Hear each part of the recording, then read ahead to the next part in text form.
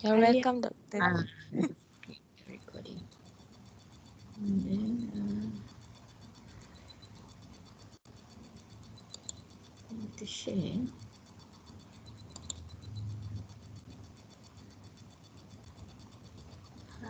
Share this.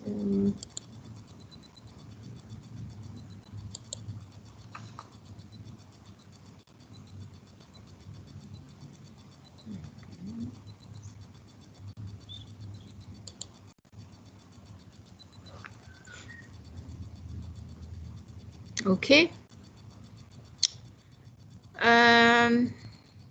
Narrative abilities. Narrative abilities. So basically, this is another part of narrative ni, bercerita ni is part of discourse. Discourse. And if someone does not have this ability, it really is a deficit because they cannot. Because actually we are all storytellers, you know.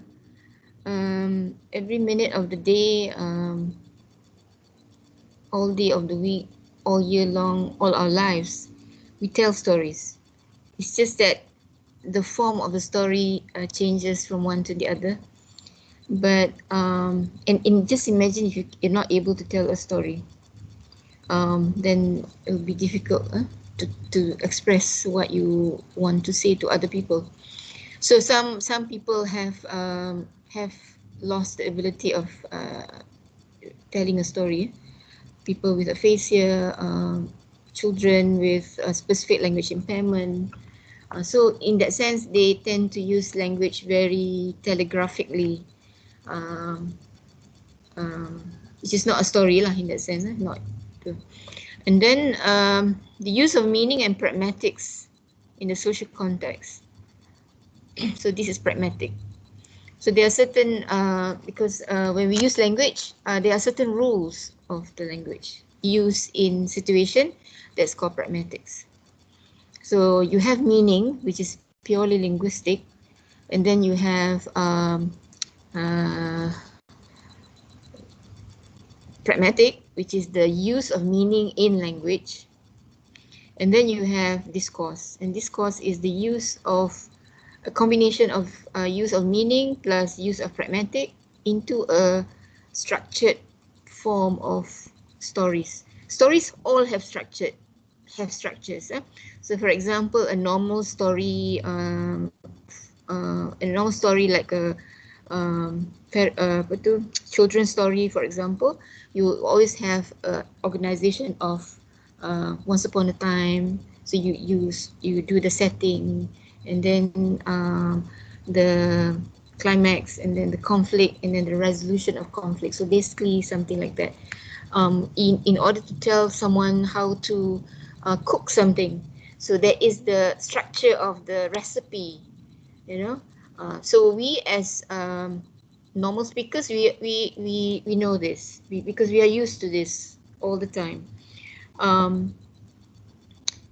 Narrative of doing a therapy, you have your structure of telling people what you're going to do in your therapy. Dia ada structure ni kan. So that is so we take meaning, we take pragmatics, and then we put it in a discourse. Okay. And then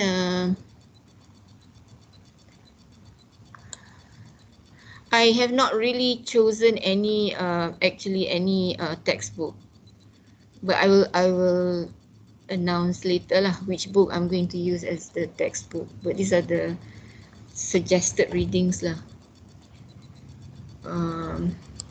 This course is going to be, of course, I'm more comfortable doing it in English, but of course you are welcome to reference books in other languages like Malay.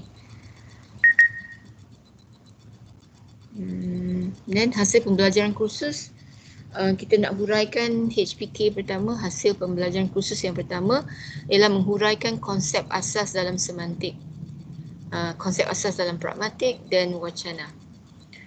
Hasil pelajaran yang kedua, kita nak kaitkan konsep semantik, pragmatik dan wancana dengan aplikasi sebenar dalam persekitaran kita. So dalam media cetak, elektronik, media sosial.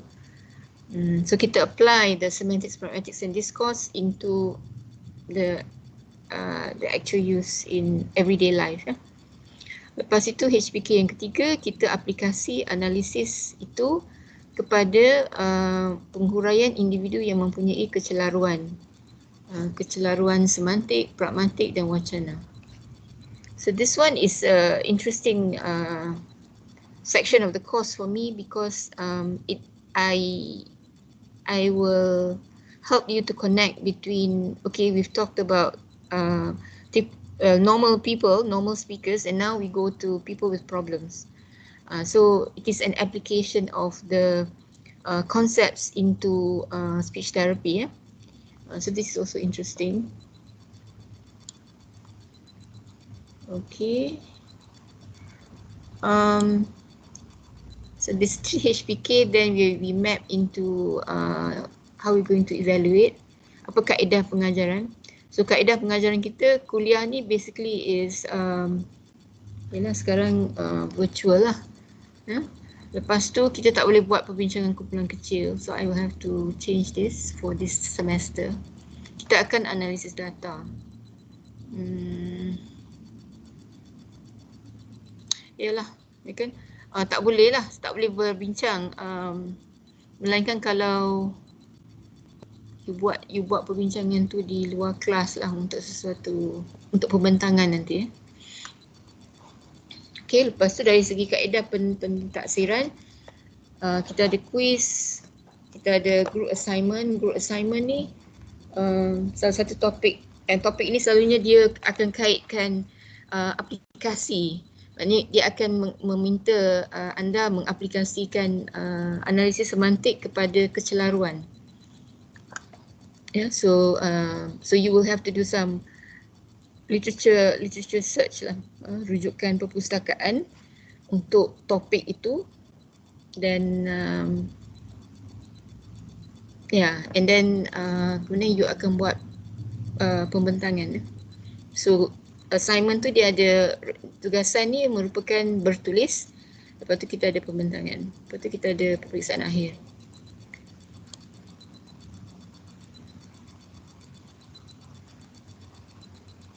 So basically kalau kita lihat ni,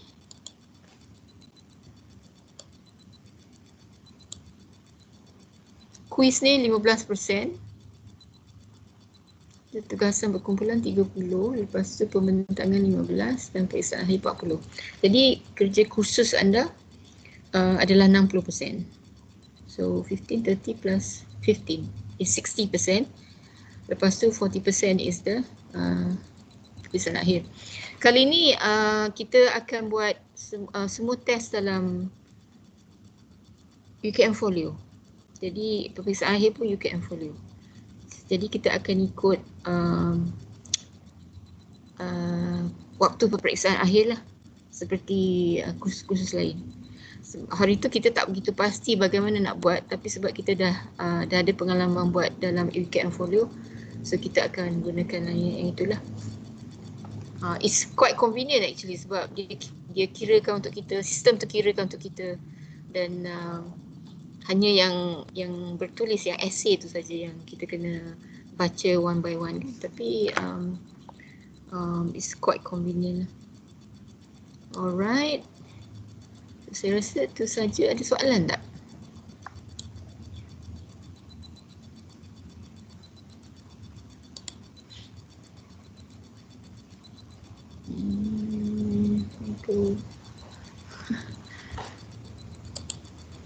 Okey. Ada soalan? Tak ada, doktor. Tak ada, doktor. Okay. Tak ada, dan saya nak share dengan you the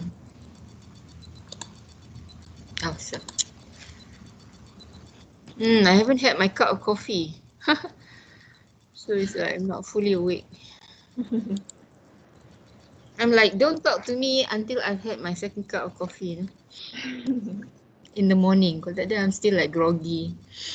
Alright, so this is our introductory lecture 1.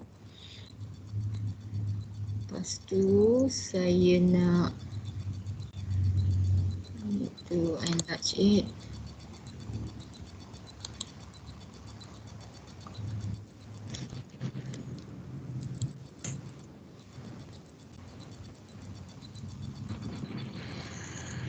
Still not full screen. Alright. So Roman Jacobson, a Polish probably, he says language without meaning is meaningless. So semantics is the technical term used to refer to the study of meaning. And since meaning is a part of language, then semantics is part of linguistics. But macam I cakap tadi lah, language without meaning is meaningless. As I said just now, basically when you don't have meaning, what you hear is noise. Alright. Okay, semantics is the branch of linguistics that deals with the study of meaning, changes in the meaning, and the principles that govern the relationship between sentences or words and their meaning.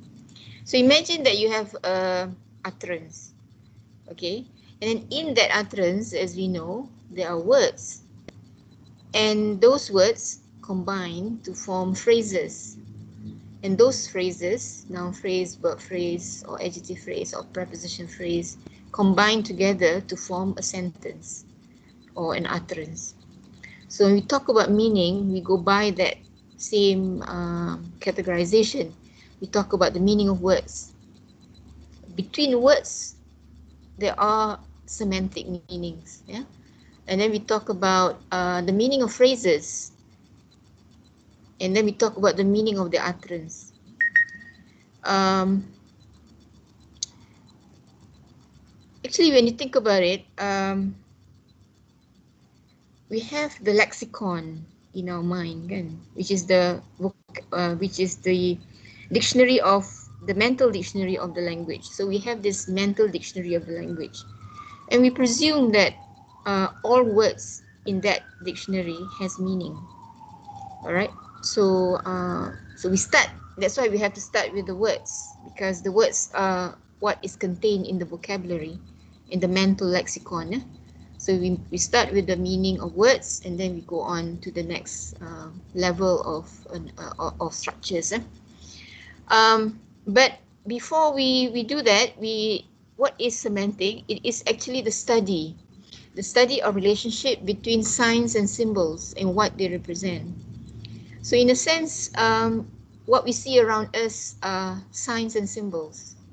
Kalau macam budak-budak, I was just actually reviewing a book which talks about early literacy among children.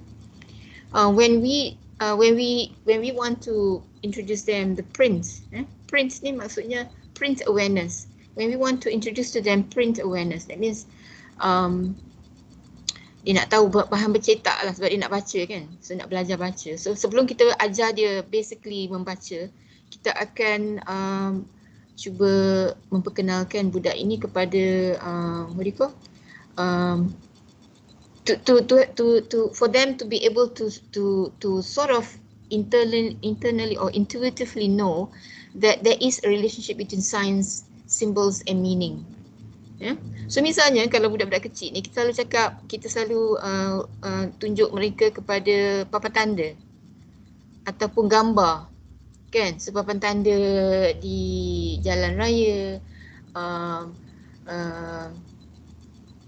gambar kedai, gambar fast food, McDonald, KFC, tu semua simbol lah. Jadi tapi bagi kita setiap simbol tu mempunyai makna. Kalau gambar Golden Arch, McD. Kalau gambar bucket of KFC. Kalau gambar apa-apalah gambar. So maknanya setiap gambar tu ada maknanya. Yeah? So this is the study of relationship between signs and symbols. and what they represent. So in terms of science, we talk about language, where a certain group of alphabets or words has a meaning. Okay. Okay. So the study of meaning, um, meaning of individual words and sentences, and communicated through language, as I said just now. So an understanding of semantics is essential to the study of language acquisition. It includes how we construct meaning, how meaning is constructed, how meaning is interpreted, clarified, obscured. Kadang-kadang tu kita obscured kan. Obscured ni maksudnya not being clear. Ada tujuannya kadang-kadang bila kita tak bagi tahu semua. Kita macam kita sembunyikan sesuatu aspek makna tu, ada sebab-sebabnya. Jadi kita tengok dalam pragmatik lah. How meaning is illustrated, how meaning is simplified, and how meaning is negotiated. Meaning ni sometimes bila kita bercakap antara kita negotiate meaning. Kita kawal apa yang kita nak sampaikan. Kita kawal apa yang akan kita bualkan berdasarkan kepada penutur pendengar. I bet you when you're talking to your parents, there are certain things that you not tell them. So you negotiate the meaning to suit the speaker and the hearer and the topic at hand and the situation. You open, yeah. Is it similar with like you being vague macam tu? Like when you are talking and then someone say, oh sorry you are being vague, whatever you are trying to tell the person. Is it similar like that? Not really. Kalau being vague, it will be obscured. Okay. Tetapi ada juga situasi where you are talking to someone, to your friend, and you're not being very clear. You're being obscured. So your friend will actually say, I don't understand what you mean. Can you tell me more? Katakan. So that happens. Tetapi pada dasarnya bila kita bercakap tu, kita memang negotiate meaning. We just give enough and not more. Because kalau kita bagi lebih sangat nanti tak sesuai kepada pendengar tu lah dan hubungan kita dengan dia. Kita tak nak lah tell all. Okay, sometimes white lie. Is it like what a teacher does sometimes, like just to lead on ke? Yes. Like, yeah. So if the teacher is like moderating a discussion, she will negotiate with you what you katakan someone goes off tangent. Dia bincang sesuatu yang tak berkaitan. Misalnya dia cerita pasal Anwar Ibrahim, let's say. And then the moderator will say, oh sorry, we are now discussing this, let's not put in politics inside or something. So we negotiate meaning lah. Alright, thank you. So kita contradicted, how meaning is being contradicted, and paraphrase. So these are all semantic relations that happens in language use. Yeah? So why is it that it's important for language acquisition? Because the children are learning how to use language. They have to learn also how meaning is constructed. Of course, intuitively lah, kan? Dia macam tak adalah you cerita very technical, no. That means when the child is going through language acquisition, there will be stages of semantics also that he goes through. But first of all, yang paling awal ialah dia kena understand that a symbol is connected to a meaning, a sign is connected to a meaning. Okay, and as he go along, he will learn more and more lah. Okay, so kita ni sebab kita dah dewasa, so we've already been doing it. It's just that we are not aware of it. So semantics actually helps you to reflect back on your use of language, use of meaning. Yeah? Okay, the noun semantics and the adjective semantic. So semantic tu is the adjective of it. are derived from the Greek word semantikos, or significant. So in linguistics, semantics is a subfield devoted to the study of meaning, based on the different levels, as I said just now. And the highest level would be discourse lah. So okay, words, phrases, sentences, and discourse. So discourse is it can be a text. So the discourse is the text discourse. It could be a conversation discourse. It could be a lecture discourse, or talk. You know. So discourse is something bigger than sentences. So to understand language, we need to know the meaning of words and the morphemes that compose them. We also must know how they are combined into phrase and sentence, and the context. So the context is basically the discourse lah. Yeah? So basically the study of linguistic meaning is the study of, in a sense, the morpheme, but only sometimes we refer to the morpheme, but more of the words, phrase and sentences, and the context, which is the discourse.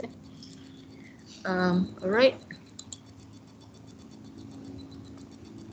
So some important aspects of semantics. You have the symbols, the words and the lexemes.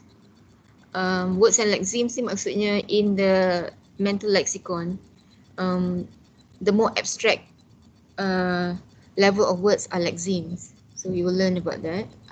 So in our mind we have lexemes, and then the words come at the surface level in that sense.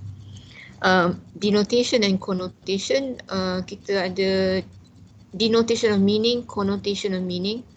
Denotation is basically the literal meaning of words, and then connotation means the literal plus extra, plus. So and denotation is very one-to-one, because it's actually dictionary meaning. So it's very one-to-one, or maybe one-to-many kalau words to have many meanings. But connotation ni dia macam could be many, one-to-many, many-to-one. Depends on the experience.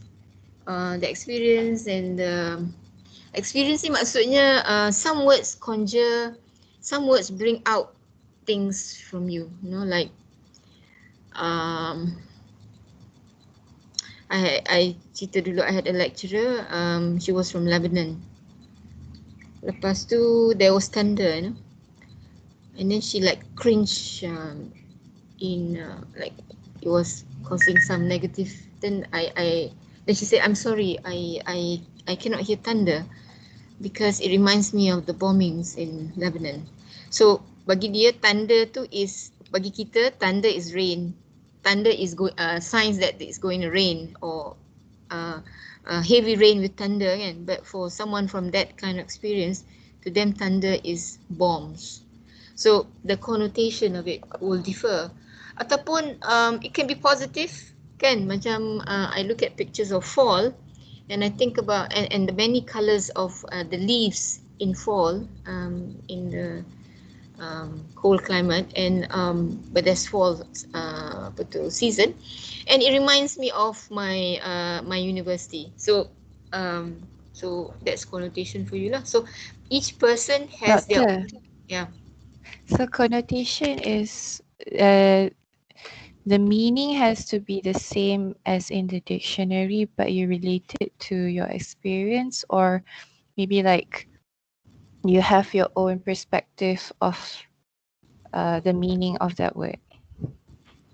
Yeah, the connotation would have a combination between the basic meaning, which is the dictionary meaning, plus your own meaning combined. Like love. Yeah, Like- love. Okay. Love Okay, can mean okay. many things to many people, can. So love can be also negative. You know? Yeah. For some people who had a rough childhood, katakan. So nanti I tengok what is after this. Sorry, what is this? Oh, sorry, no. Oh, wow. Doctor. Okay, Thank you, Doctor. Okay. So ambiguity is there are more than one meaning. So not clear. Meaning is not clear because there's more than one meaning. So we say bank, for example. Again, I went to the bank. So bank is ambiguous because it can refer to the river bank or it can refer to the financial institution. Unless you have another sentence after that, I withdrew some money. Then you negate that. You negate the ambiguity, then it becomes clear. So ambiguity when something, some word or sentences even or phrases have more than one meaning. And then these are all relationships, synonymy, antonymy, homonym, and homophones. These are all relationship. Lexicology and lexicography is lexicology is these are people whose work concerns building dictionaries. They are the ones who actually find words or add words to the dictionary and form the dictionary. Okay, semantics and semiotics. So signification is the process of creating and interpreting symbols. Maknanya this is the essence of semantic lah. Eh? The process is called signification. So it started with this very old guy, uh, like many centuries ago. Ferdinand de Saussure, he's the father of modern linguistics. Very significant guy in linguistics. So he actually started this. He says that the study of linguistic meaning is part of the general study of the use of sign systems called semiotics. And what is semiotics? Is the relationship, the type of relationship that may hold between a sign and the object. A sign which is a signifier and the object it represents, signified. Okay. So is the father of modern linguistics. He said that the modern linguistics, because it's not that before 1955 nobody did linguistic. No, actually there were linguistics started very early on. But at that before Saussure, they were doing historical linguistics. Historical linguistics means they look at the language and the changes of the language from one era to another. So we have Old English, we have Middle English, so they study the development of English, for example. Kalau bahasa Melayu, kita ada bahasa Melayu purba, bahasa Melayu kuno, bahasa Melayu modern, macam. So historical linguistics. So Saussure is the first person who actually say, yeah, it's good to to study the development, but what about the system itself? What about the language itself, the linguistics? So he says that the meaning of linguistic expression derived from the language and the world that they describe. So the language is much a major part of semantics. The language and the world that they describe. So word stands in a relationship to the world. Word stands in relationship to the world. The way we see the world is we call mental classification. There is mental classification, and we make statements about this mental classification. So the way we see the world it is a structured way because it's actually cultural. The way we see the world is based on our culture, our beliefs, our religious beliefs, our cultural beliefs, ethnic beliefs. So a Malay person's worldview, a mental classification, is different from a Chinese person, is different from an Indian person, a Sikh person, Iban. Kenapa? Because of their beliefs. What do they believe in? What is their culture? How they carry out things? And then we make statements about what we believe in, how we look at the world. Okay, how we look at the world. So So to me, semantic is a bit abstract in that sense. Walaupun people say syntax is abstract, but I because you are also like looking at how people look at the world. So what are the things that can become the meaning of words? It could be words itself, and then we have ideas in our brain. We have things in the world. Things in the world would be people, individuals, individual concepts, proper names. So we have people, um, we have things, objects, kan? Things, objects, natural kinds of our apa you call the environment, kan? We have activities, events, actions, which is represented by verbs. Tadi tu individuals by things by nouns or adjectives sometimes. Verbs. We have functional words, grammatical words, which we know are things that we use to connect words, content words together,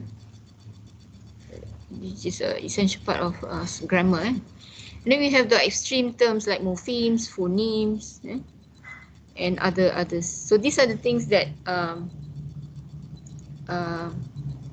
you can already see that there is a distinction between the mental lexicon, which are the words that we have of the language that we know, and then there's the ideas, which is separate from the mental lexicon because it's a different process. Thinking is a different process, rationalizing. And then we have the things in the world that we want to talk about. Individuals, activities, abstract things like peace, beauty, environment and stuff.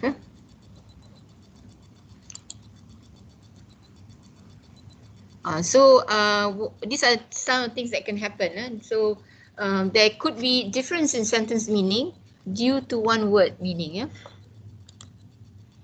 So let's say we say Tom opened the safe by using a blue torch. Tom opened the safe without using a blue torch. So everything is the same except the word by and the word without. And it causes the meaning to change. So 4A is different from 4B. 4A is saying instrument, open by instrument.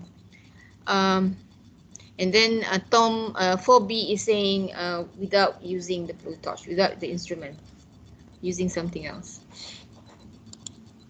Tom opened the safe while using a blue torch.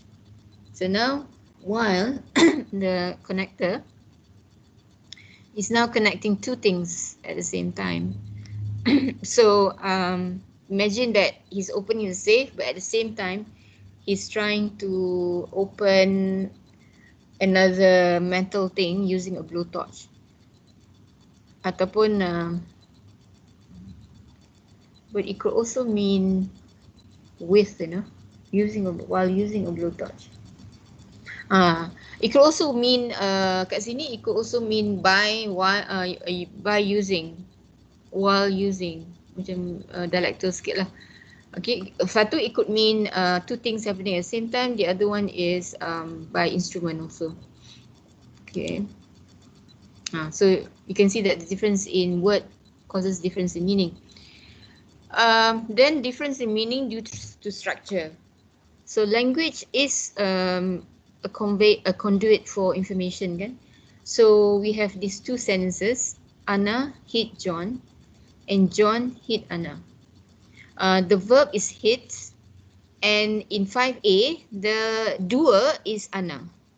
The patient, the person receiving the action of hitting, is John.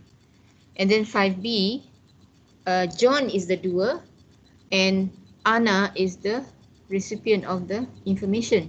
So because of this difference in semantic role, for example, here Anna is the doer, here Anna is the patient. In 5A, John is the recipient. In 5B, John is the doer. So there is a difference in semantic role, semantic role, the doer and the recipient. So the meaning, so here we can say that the sentences are different because the semantic roles are different. For the assuming that we're talking about the same Anna and the same John, so they are two the same two person, but they have different roles in the two sentences. So the meaning of a sentence is determined by the meaning of its parts and the way in which they are syntactically composed. Maknanya we have these two sentences and the way they are ordered, the word order, the order of the words are different kan. So this is possible because we have a verb which is reversible. We have the reversible verb. There are verbs which are irreversible, tak boleh reverse. Maknanya minum. Anna drank or Anna drinks a glass of orange. You can't reverse that. You cannot say orange drinks, a glass of orange drinks Anna. Tak boleh kan? So in the language there are verbs which are reversible like hit, yang you can actually dia macam dia panggil apa? Can go either way.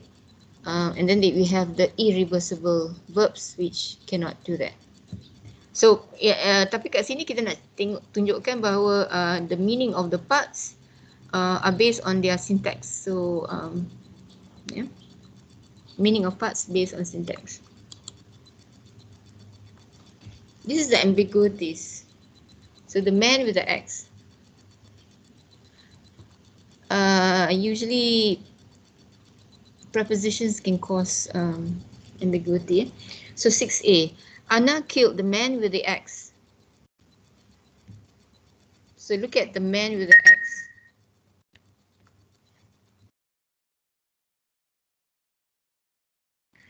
So you can say one is the man has the axe in his hands.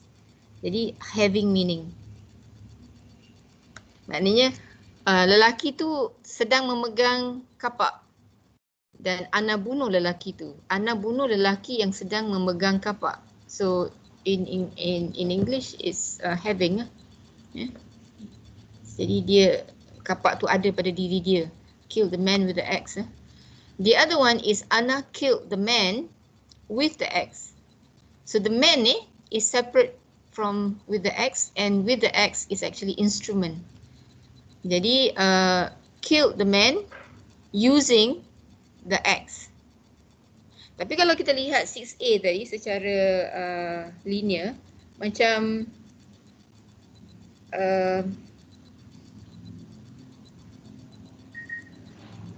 biasalah, tapi sebenarnya maknanya berbeza. Tetapi kalau kita buat 6B, Anna killed the man with the mustache. And this one you cannot have the instrument meaning. You only can have the having meaning. Because it is our world knowledge that the mustache always grows on the face, on the how do you say, the bottom, the top part of the mouth, and you cannot take it off. So you cannot use the mustache as an instrument. So itu yang kita kata meaning ni we construct from also world knowledge. So obviously Anna killed the man with the mustache is everything 100% is the having meaning, no, not instrument meaning. If we really know the language, we know that it is the having meaning. Okay. Lepas tu kita ada 6C. Anna killed the man with care. This is a verb. How did she kill the man? She killed the man with care. Ini situasi kita kena fikirkan situasi di mana the man is very ill and Anna is the nurse. So this is what you call apa? Killing with care tu.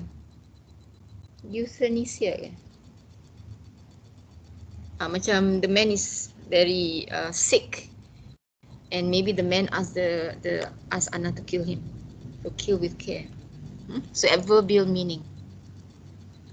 So these are structural ambiguities. Kenapa kita kata structural? Because actually killed the man, this is a noun phrase. With the X is the prepositional phrase. So sama ada prepositional phrase ini modify the man.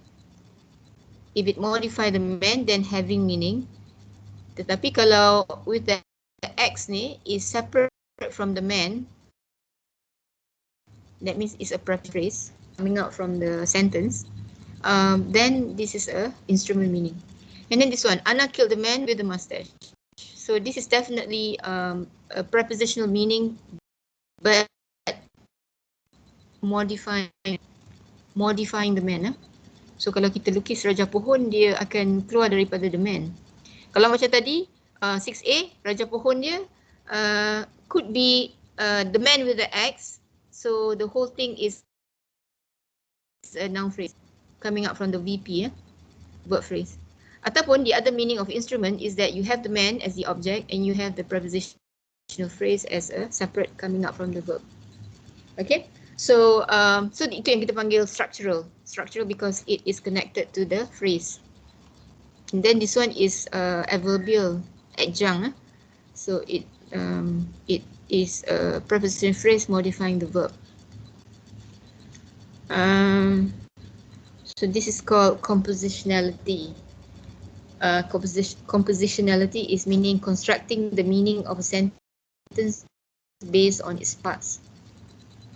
So it offers a representation for words, phrases, and sentences of a language, and use that to explain the nature of the relationships within them in order to come up with the meaning of the sentence. Alright, ada soalan? No, tak ada, doktor. Tak ada. Okay, then we have quantifiers. So quantifiers are interesting things. They are all or every. Yeah. Okay. So you have all lions have a tail. Every lion has a tail. All rabbits are eating a carrot. Every rabbit was eating a carrot. These sentences pairs seems to be interchangeable. They are true under exactly the same conditions or synonymous.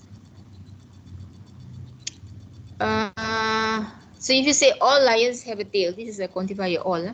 All, every. So all lions have a tail is more like group reading. Group reading. So we take a group of lions and we say all lions have a tail for that particular group. And then every lion has a different meaning. Every lion means we go to every lion in the cage and we see whether that lion has a tail or not. So after we check one lion, we check one by one. Let's say there are 10 lions. So we check 1, 2, 3 until 10. Oh, every of the lion has a tail. So we say every lion has a tail. So it is a specific meaning kalau every ni. And kadang-kadang one lion or maybe two lions don't have a tail. Something happened in their life and their tail got cut off or something. So they don't have a tail. So then we say not every lion has a tail. Because after we count the 10 lions, we found that 8 lions have tail, 2 lions have no tail. So then we negate this, not every lion has a tail. And this is true, every lion has a tail is true only if each and every of the lion has a tail. So you may imagine that it has a very specific meaning. The same with all rabbits were eating a carrot. A group. For that group of rabbits, they are all eating a carrot. And then you have the every rabbit was eating a carrot. You go by each rabbit. Non-synonymous. Every child was baking a sand cake. Okay, specific meaning. All children were baking a sand cake. Collective meaning and specific meaning. I see. So they're saying that itu yang kadang-kadang every and all ni dia contribute to ambiguity lah, because for example, if you use all has the collective meaning and specific meaning. Maknanya tadi all has the collective group meaning, and then when you check, you can also use all for specific. Maknanya you check all 10 children, all of them were baking a sand cake. So we say, okay, collective meaning and also specific meaning. So they are not synonymous. Dia tak sama lah. Every dengan all ni macam kat sini tak sama. So sentence 9A has one reading, while sentence 9B can be understood in two different ways. Any question at this point? Boring lah saya bercakap seorang Tak ada. soalan, okay.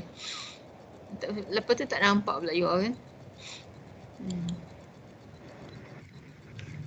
Meaning difference between all and every. This is actually saying what I said just now. So every N does P is understood as every individual that falls under N does P on its own. N is like a group, just a symbol lah. So every N does P, that means every thing that is an N does an activity which is P. So every individual that falls under N does P on its own. So you're actually doing the specific meaning. All N do P can mean the same.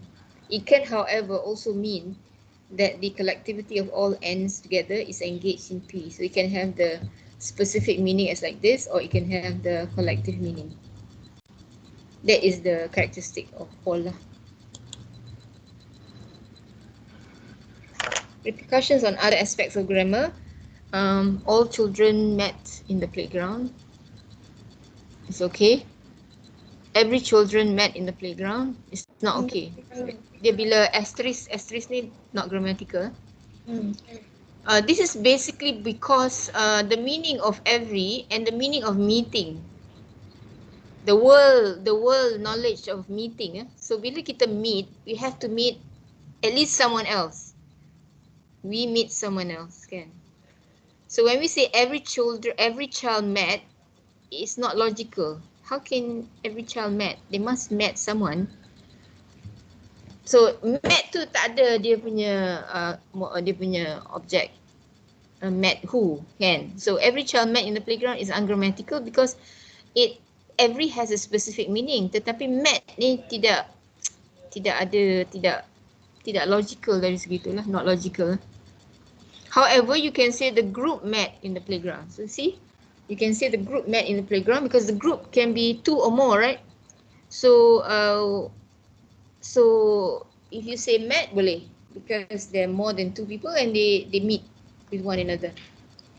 The same thing, for example, another group of verb, chase. All children chase each other in the court. Okay, no problem. So you can have all children group. That means it's a very the kind of playground. There's some field there, and then all the children, they're playing catching, and they play. All the children are chasing each other. So you can imagine all children chasing each other on the court, let's say. But we can also have the specific meaning, yeah? All meaning each. All meaning each. Lepas tu, every child chase each other in the court. Somehow it's ungrammatical. I think this is just a nature of English that you cannot have every child chasing each other. It has to be chasing each other ni must be, kalau macam ni, this is singular, right? It has to be a plural noun subject. Macam all children, the group, kena plural. Kalau dia singular, dia tak ngam dengan chase each other. So sometimes you can see that the feature of the language doesn't go with the meaning of the the verb in the real world again. So now we say collective predicates require collective subjects. So these chase each other, meet in the playground. These are called collective predicate. Maknanya dia memerlukan lebih daripada dua orang. Collective predicate. Usually a group lah. A group of two at least. So collective predicate require collective subjects. So that's 10A not grammatical and 11A not grammatical, because these are collective predicate but the subject is singular. All N can introduce a collective entity, so all N is okay. Alright, tak apa, kalau tak faham nanti baca, go back, review the notes, and kalau tak faham lagi, then you ask me next class.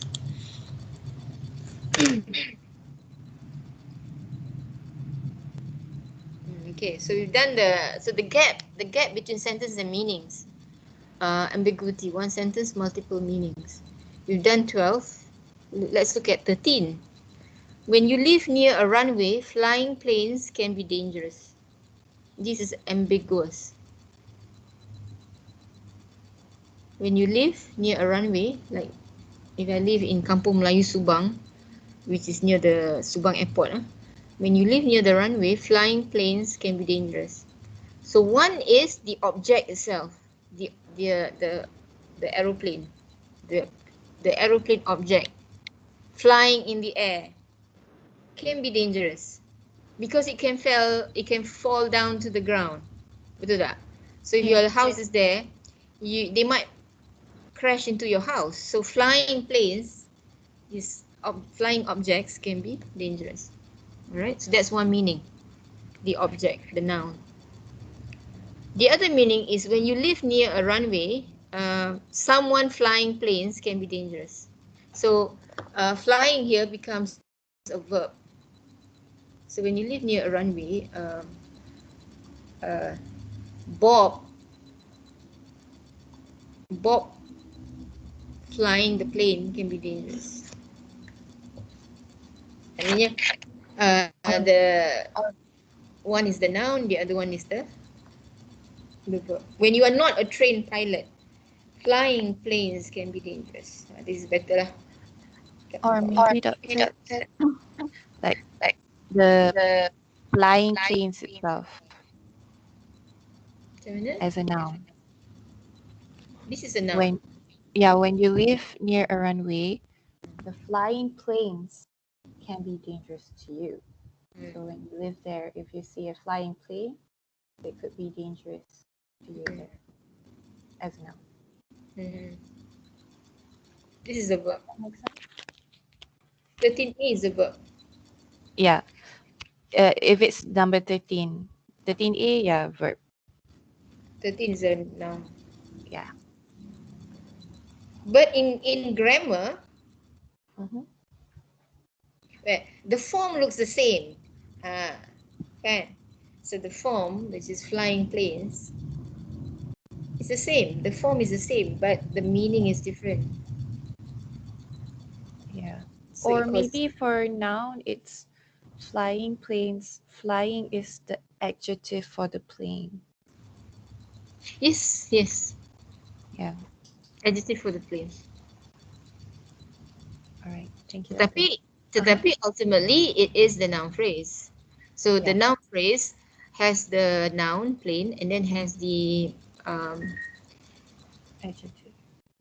Kat sini dia actually in its form is a verb, but the function of it modifies the noun, so it is adjectival lah. Yeah? All right. Are we showing you the complexity of meaning in language?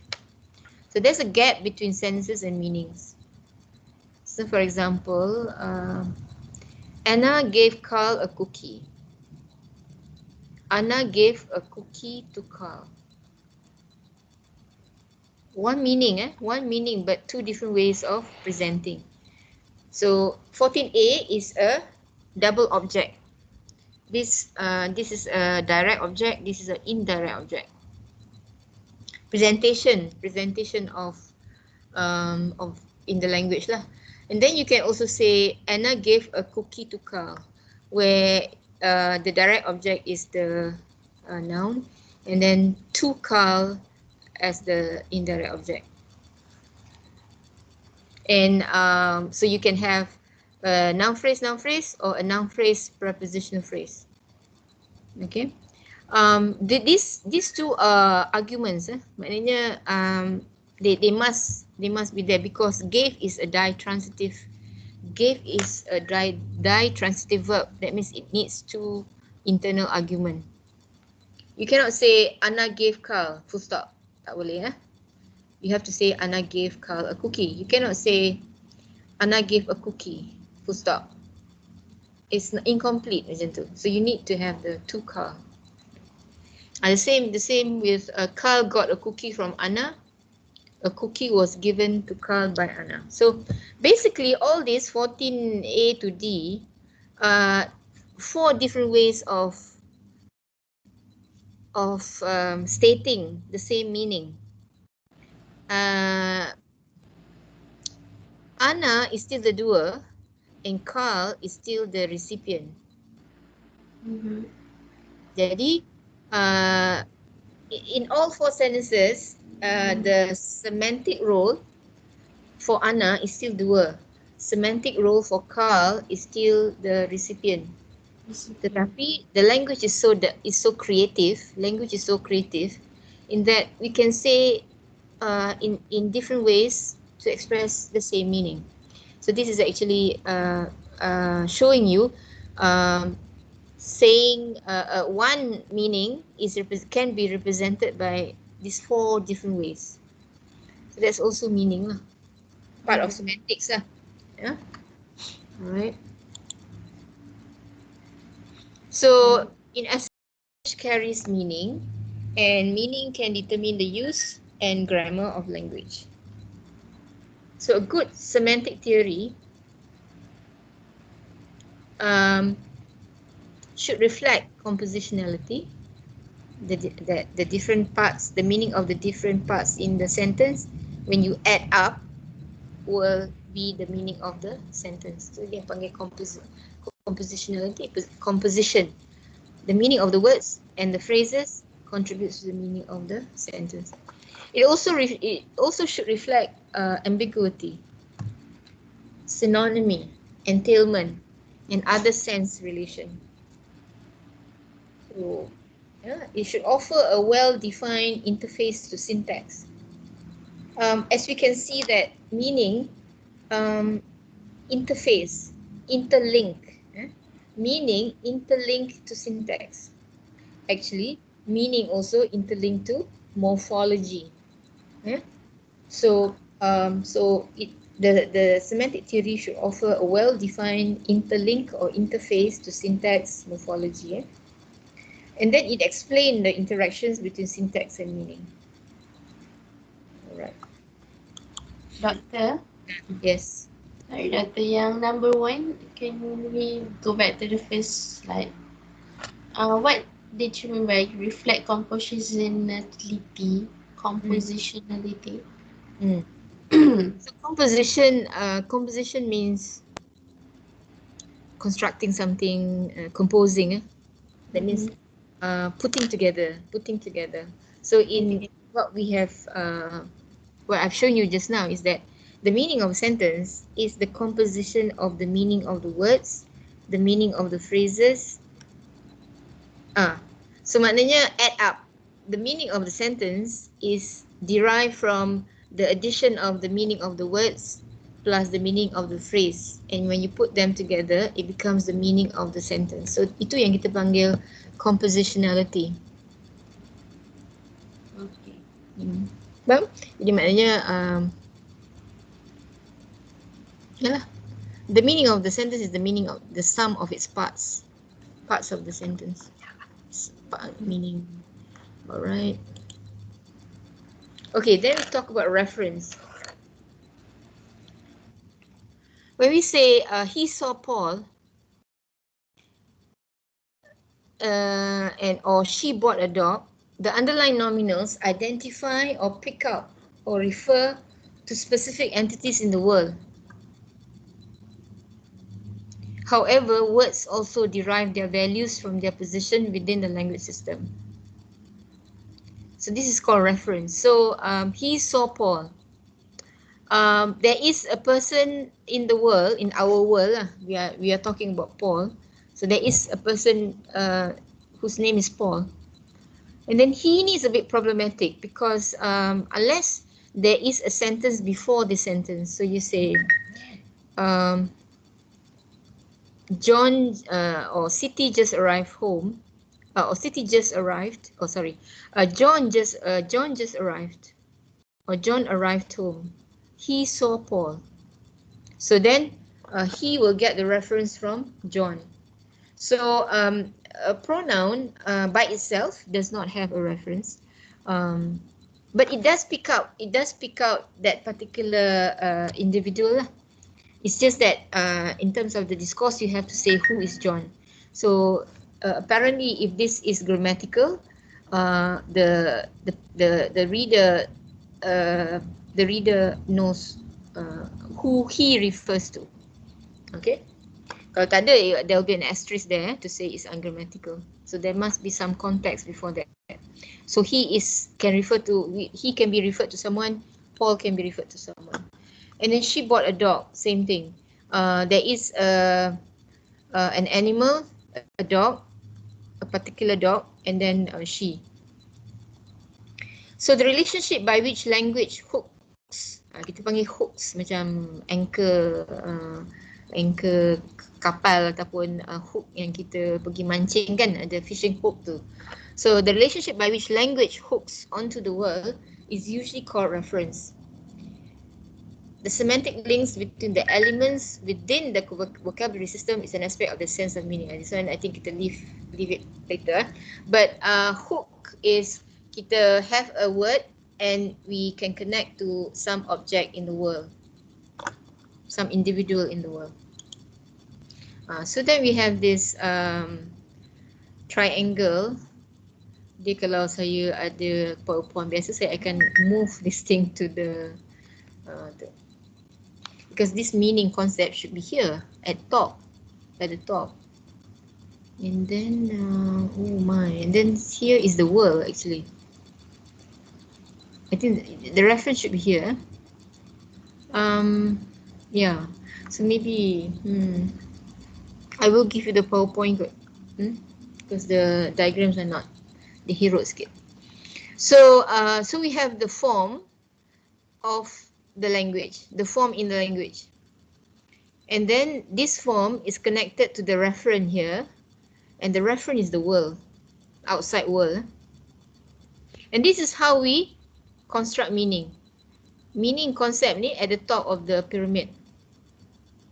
So how do we construct meaning?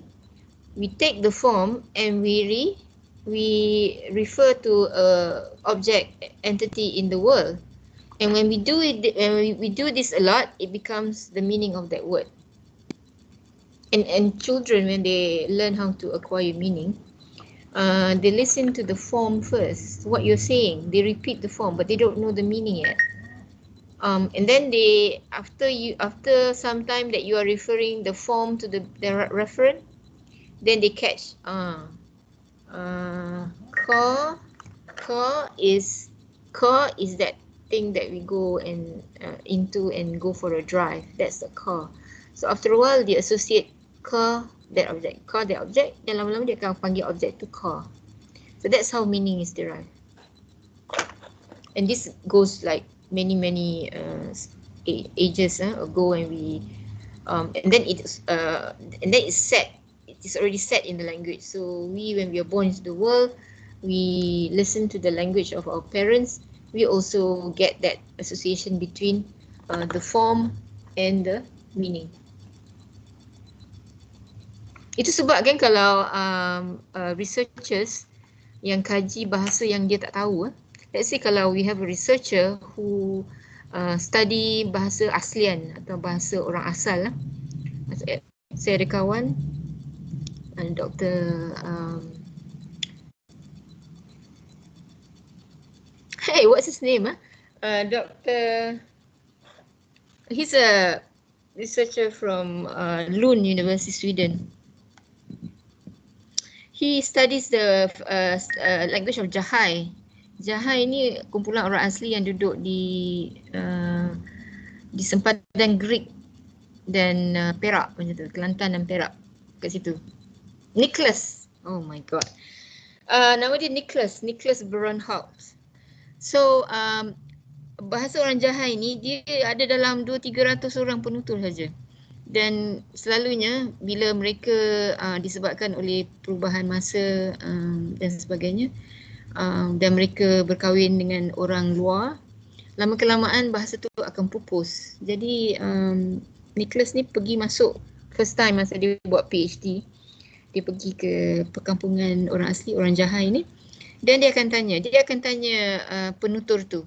Dia start dengan dapur. Okey, kat dapur yang ni panggil apa? So dia tulis lah apa orang tu cakap. You know? Sebab dia nak membina bahasa orang tu kan.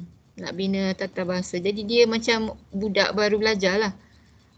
Dia tanya, okey, kalau ni pisau, kalau you potong ni panggil apa? Kalau you potong buah, potong makanan panggil apa? Kalau benda tu pisau tapi potong panggil apa? So kalau bahasa Melayu kita kata pisau. Lepas tu dia ada memotong, kita potong so dia akan, it's actually trying to assign the form. We have the referent, which is the world. So we know what the objects and the things that we do in the world. And then we have the equivalent form in sense of the word in the language. And then that's how meaning is apalah. So if someone comes and don't know Malay, then you have to teach them. Ini kita panggil pisau.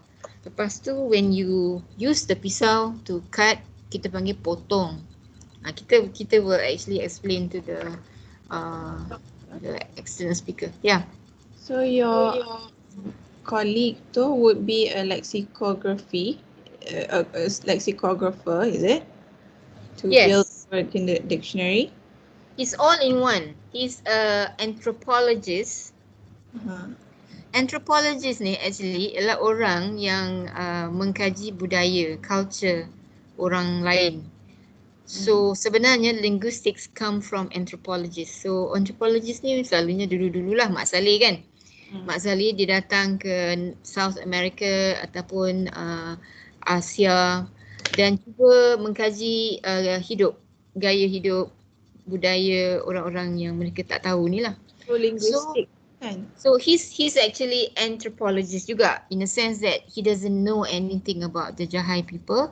Jadi dia masuk tu dia nak tahu semua, tetapi dia kena start at somewhere. Aside from being aside from being an observer of the culture and the practices of Jahai, dia juga seorang, tapi dia linguist lah, dia fokus kepada linguistic. So he is a lexicographer because he collects the words and categorize it in the dictionary of Jahai language. Similar with sociolinguistic, is it, Doctor? Sociolinguistics. He's also a sociolinguist because he studies the rule of the community, you know, how they use language, how they interact with language, what are their terms of how do they, apa dia panggil, what do they refer to family members, they call each other. So this is all in one lah. So yeah, ada soalan? No. Alright. So semiotics studies the relationship between the signifier, a sign, which is a language, and the signified, the object that the sign represents. So we have these different categories of basic. Kita tak masuk semantic lagi ni. This is semiotics. Semiotics is the way we study between the sign and the object that the sign represents, signified. And these are things that are occurring in the language, occurring in the world that we live in. So icon is a form of semiotics because there is a similarity between the sign and what it represents. So for example, a picture, a picture and the real person. So we have the portrait of the or the picture of the person and the real person. So itu kita panggil icon. And then index. Index is a part of semiotics where the sign is closely associated with signified. Always in a causal relationship. So when you see a smoke, when you see smoke billowing up in the into the air, you know that it is an index of fire. That means fire is happening at whatever location that smoke is coming out from. Kalau dulu lah masa saya tengok cerita di TV dulu banyak cerita cowboy kan. Jadi dia akan ada vultures burung vultures circling.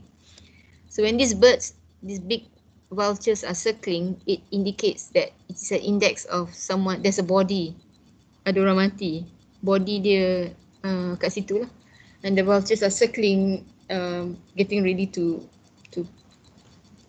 bite, to pick at the corpse. So index ataupun apa lagi index yang you boleh fikir?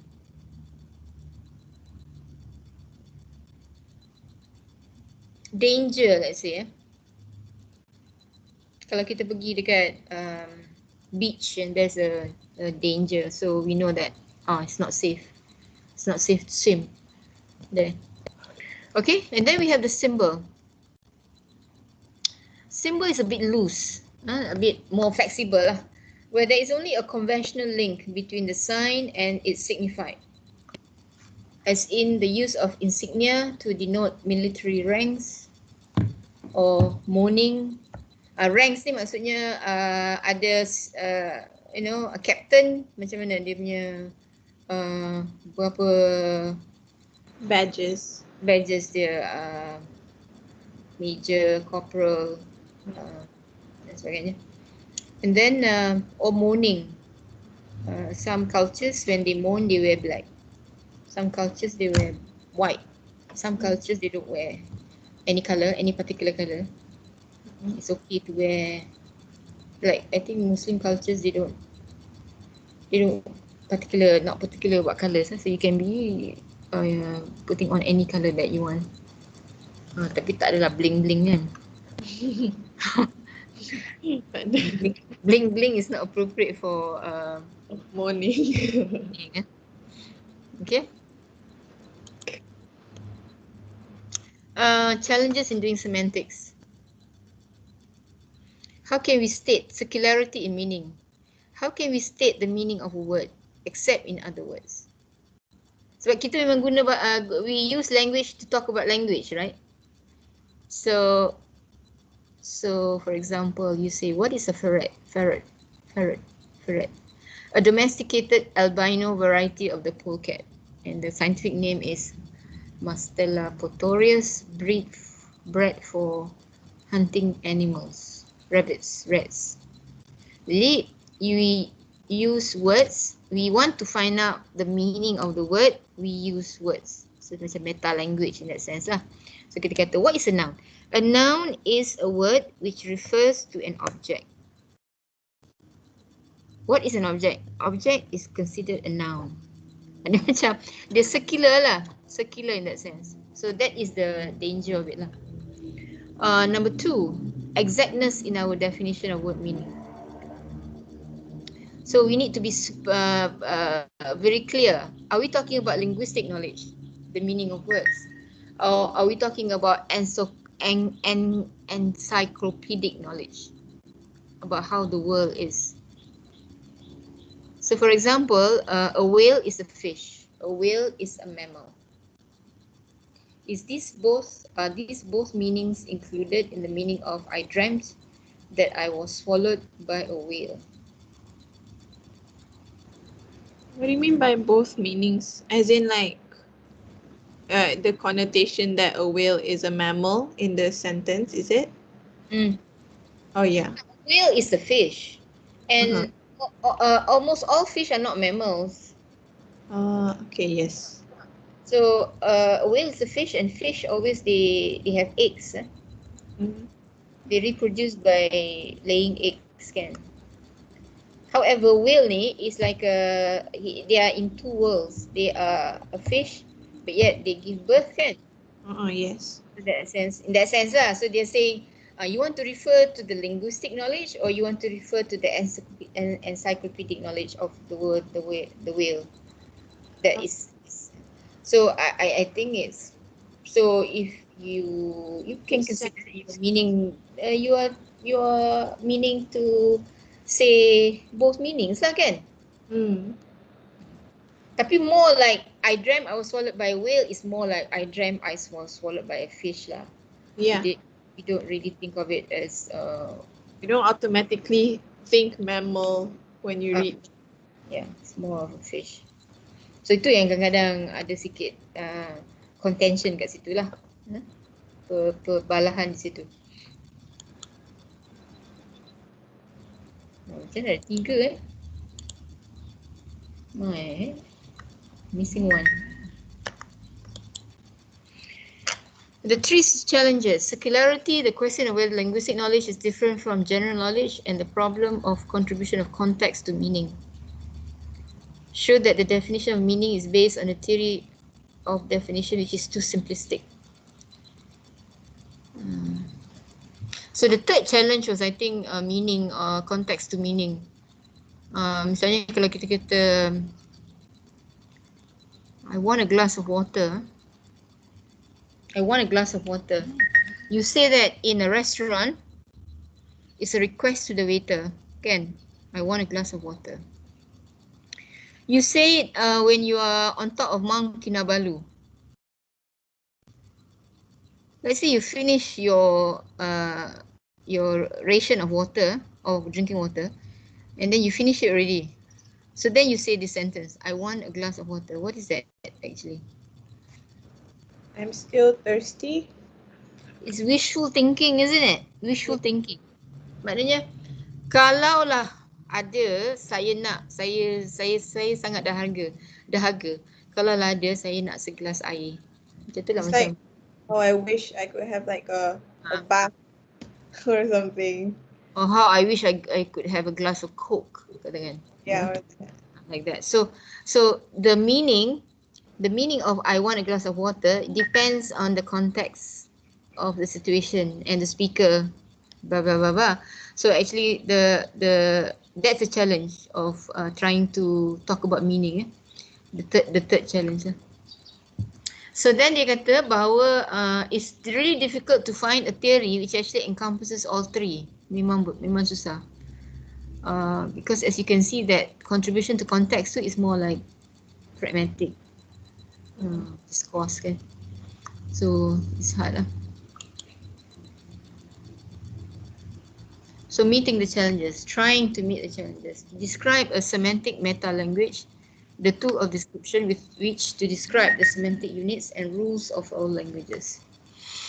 Semantic is a big field in linguistics, so many advancement, very complex analysis. Okay, then we have to differentiate between the conventional meaning, local contextual effects, and the literal meaning, context-free meaning.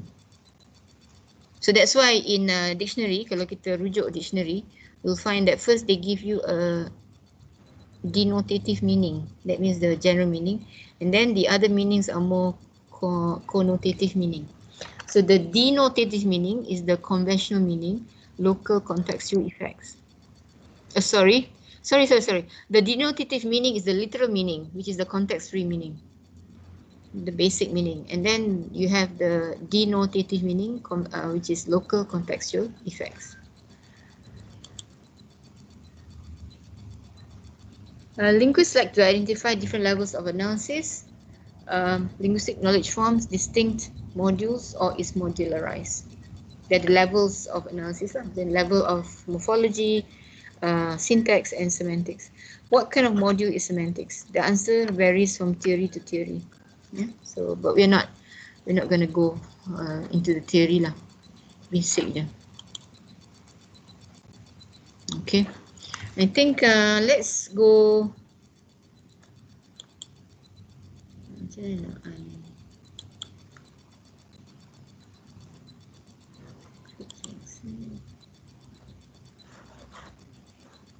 Hmm, oh ni. Alright. Hmm. I nak cuba kalau I pergi ke I kena open dulu the Google link. What are you trying to do? Sorry. Open YouTube. Oh, I think you can just Can I you go through the browser,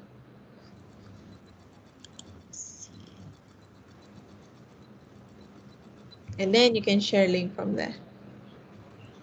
I mean, share screen.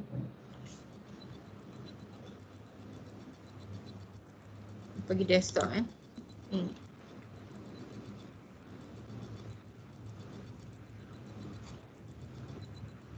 Alright. Lepas tu I pergi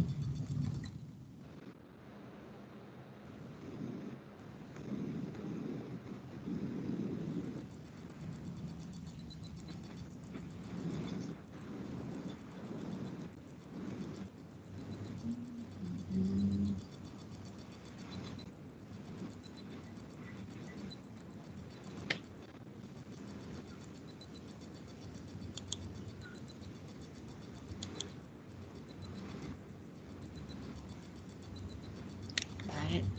Say semantic.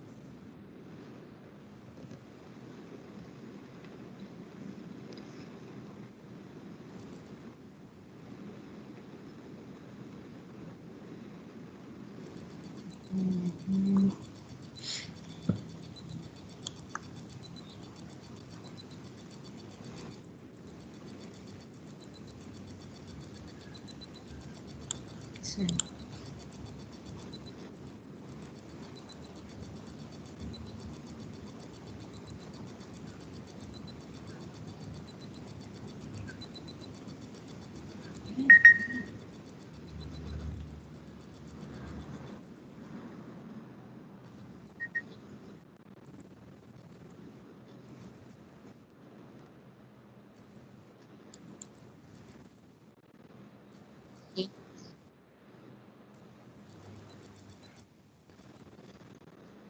is your screen okay?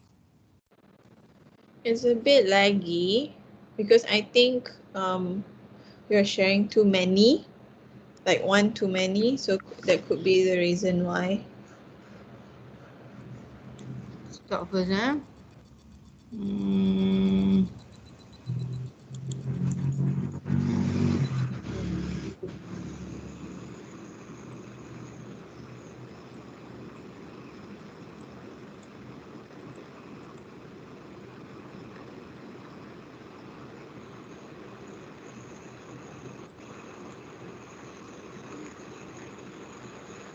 Can someone mute their tu?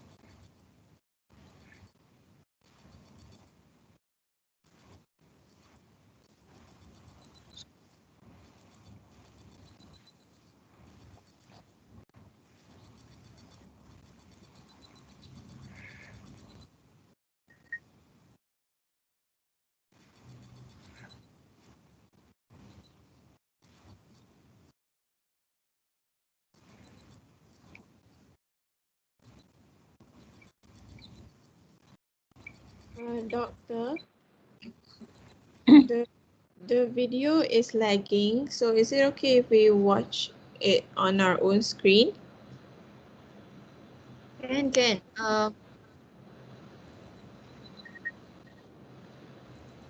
Mm,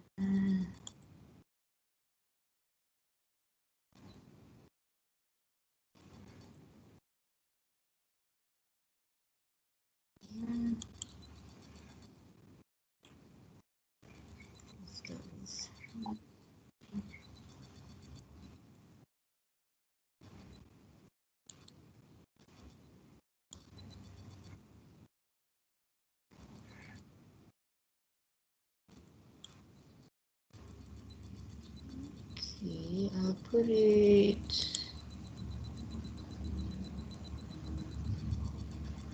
in the chat.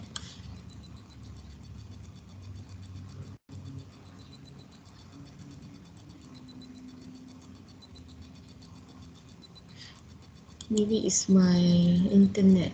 Yeah. I think it's more of a like sharing with many people punya problem, doctor. I don't think it's the internet per se. We can't It's the join the we can't read the chat because you haven't admitted us to the group on MT. oh really? Yeah, it's okay. I'll just forward the link to the class throughout our class WhatsApp chat. Is that okay? Do you have the link? Yeah. I just found it. Okay. So I think that in that lecture he basically it's a 16-minute lecture. Just to say how meaning is used or available in the different levels of language, different subfields of analysis. So it's a good way of introduction of to see the use of it lah. Okay. Um, so that wraps it up for today. Basically, um, I will tell you. I will put up a reading at the on UKM Folio. So you read that, and then I will figure out the topics for the assignments. So you can we will look at the schedule. See, we will figure out when we're going to do the quiz, the and other things yeah, that we're going to do when it's due. So things which are due, I will put it up for the next class. The assignment topics so that you can actually divide into groups and start doing work on the assignment. All right. So I think basically that's it for today, and I'll see you again next time. Alright. Doctor, Yeah. about this slide, will it be uploaded? Oh, okay. We will. I will record. I will put this recording on UKM Folio, and I also put the PowerPoint slide. Thank you. Okay. Have a good day. Thank you. Hey, Doctor, doctor. doctor. Yes. Yes. Since this lecture we are using link untuk masuk kan. So should I just make a new group at the Teams inviting all of you guys, all of us. Mm. But if you go into because I create you tak masuk lah ya. Yeah, you just create linguistic You 4. want? You create linguistic 4. Then I will after this I'll delete the linguistic 4 that I created so you can actually. Is that Or on my? That's not on my. Is it on the? Macam mana nak cakap? Is it on my team, my Microsoft team that you're creating? I will using the email that you are using now maybe. Oh, and then I can access lah. Yeah. Yeah. But hopefully it will appear on my Microsoft team dashboard lah. Yeah, Alia will add doctor's email on it, and then she'll make you the team member or something where you have control of the thing. Mm. All right. Yeah. Okay. Okay. Alright. Thank you. Yeah. Okay. Thank you, doctor. Doctor, Thank have you, a nice Doctor. day. You Doctor. too. Doctor. Thank Thank you, you. doctor. Have a good semester. Thank you. Thank you, doctor. Thanks. Thanks, doctor. See you Bye. next Thank you, week. doctor. Thank you, doctor. Thanks.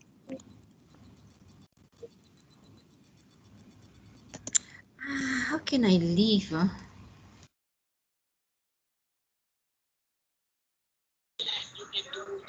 Doctor, on the upper side right.